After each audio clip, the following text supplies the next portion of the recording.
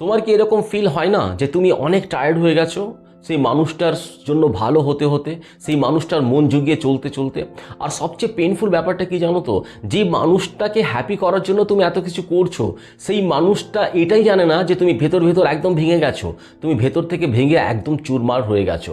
যদি আজকের এই কথাগুলো যদি তুমি নিজের সঙ্গে রিলেট করতে পারছো, তাহলে এই ভিডিওতে যে সমস্ত কথাগুলো আজকে বলবো সেটা তোমার জন্য অনেক ইম্পর্টেন্ট। কারণ এই ভিডিওতে আমি সেই যন্ত্রণার কথাগুলো বলবো, যেই যন্ত্রণাটা হয়তো দেখা যায় না, কিন্তু এই যন্ত্রণার মধ্যে একটা মানুষ ভিতর থেকে অনেকটা খালি হয়ে যায়।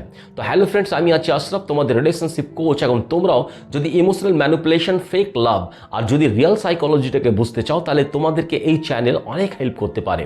তোমাদেরকে করতে শুধু এতটা হবে, যদি তুমি চ্যানেলে নতুন আছো তো প্লিজ চ্যানেলটাকে সাবস্ক্রাইব করে দিও, আর যদি অলরেডি চ্যানেলটাকে সাবস্ক্রাইব করে রেখেছো তাহলে তোমাদেরকে অনেক অনেক ধন্যবাদ। চলো সেই যন্ত্রণার কথাটাকে ডিটেলসে জানি। সবচেয়ে প্রথমে যে জিনিসটা আমাদেরকে বুঝতে হবে যে এর রুট কজ কি আছে। কি এই রুট কজটা হচ্ছে সেই মানুষটাকে খুশি করার অভ্যাস। আর এই অভ্যাসটা তোমার মধ্যে হঠাৎ করে আসেনি, এটা তোমার ছোটবেলা থেকেই তোমার মধ্যে স্টার্ট হয়। যখন তুমি ছোট থাকো তখন তোমাকে বোঝানো হয় ভালো বাচ্চা হও, তোমাকে বোঝানো হয় যে সবার কথা শোনো, তোমাকে বোঝানো হয় যে লোককে কষ্ট দিও না, যন্ত্রণা দিও না। ধীরে ধীরে তুমি নিজের ইমোশনস, নিজের ফিলিংসকে সাইডে রাখতে শিখে যাও। তারপর যখন তুমি বড় হও তো তোমার সঙ্গে সঙ্গে এই অভ্যাসগুলো কিন্তু বড় হয়ে যায়।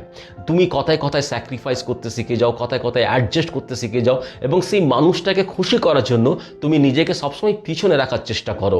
আর এইখান থেকে তোমার লাইফের সেলফ লুজের কাহিনীটা শুরু হয়ে যায়। তোমার সঙ্গে হয়তো এটা প্রায় হয়েছে যে তুমি সেই মানুষটার মেসেজের কুইক রিপ্লাই করো, কিন্তু তুমি যখন তাকে মেসেজ করো তখন তোমার রিপ্লাই 2-3 ঘন্টা পর বা 2-1 দিন পর। কখনো কখনো সেই মানুষটা ভুলে যায় যে তোমাকে কোনো রিপ্লাই করতে হবে। এইরকম তুমি বিহেভ পাও।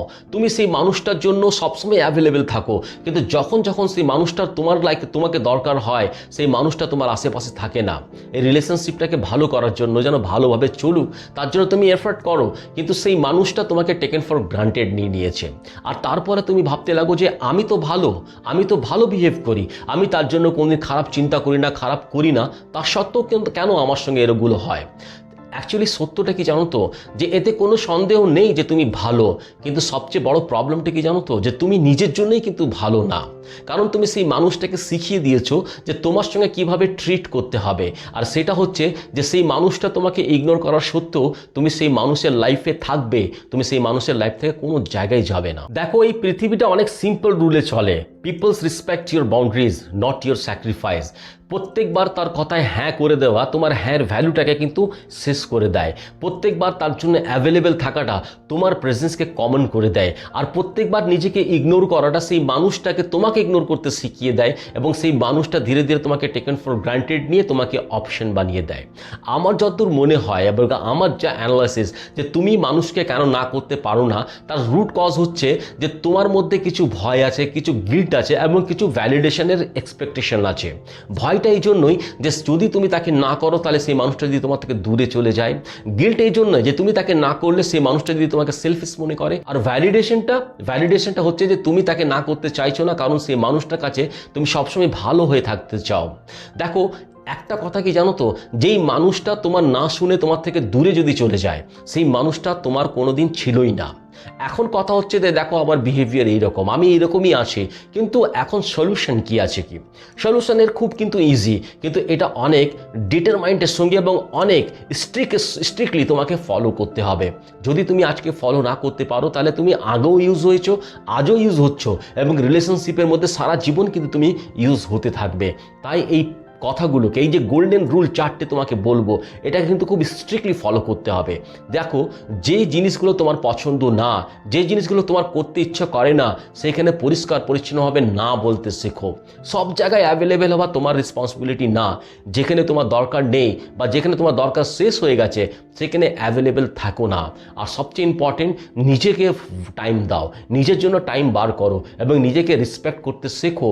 তবে সামনের মানুষটা তোমাকে রেসপেক্ট করতে আরম্ভ করবে এবং তোমাকে সিরিয়াস নিয়ে তোমাকে নিজের লাইফের প্রায়োরিটি বানাবে। একটা কথা সবসময় মনে রাখবে, যে তুমি এই পৃথিবীতে সবাইকে খুশি করার জন্য কিন্তু জন্ম হওনি।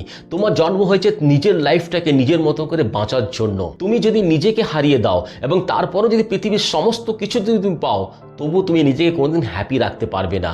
তো নিজেকে হ্যাপি রাখা, নিজের জন্য চিন্তা করা, নিজের জন্য টাইম বার করা, এটা সেলফিশ নয়, এটা হচ্ছে তোমার লাইফের সবচেয়ে ইম্পর্টেন্ট ডিসিশন।